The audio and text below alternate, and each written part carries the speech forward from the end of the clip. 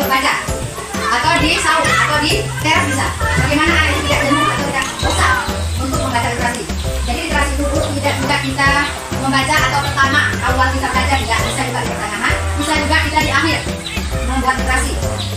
Bapak Ibu yang saya harapkan kepada kita terutama literasi kita untuk membaca kepada anak supaya anak itu bagaimana kita membuat anak minat untuk membaca. Jadi kita buatlah buku baca itu dengan biasa-biasa supaya anak tidak jenuh. Jadi kalau kita literasi itu tidak hanya di lokal saja Bu, ya boleh kita laksanakan di saung atau di perpustakaan. Di mana anak itu tidak bosan, jangan lokal kelas-kelas saja.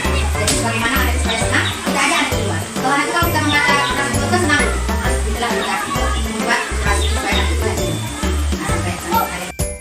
Untuk penjenjangan buku Bapak dan Ibu, kita harus melihat di lokal-lokal itu penjenjangan buku. Jadi penjenjangan buku itu ada fase E, fase A, fase B, fase C.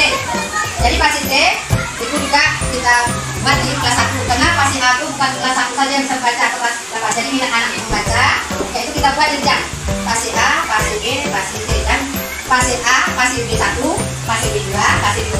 Jadi untuk membaca buku itu tidak kelas 1 harus membaca fase A. Ya, jadi kita fase B2 fase 1 atau fase B2 karena tergantung minat anak membaca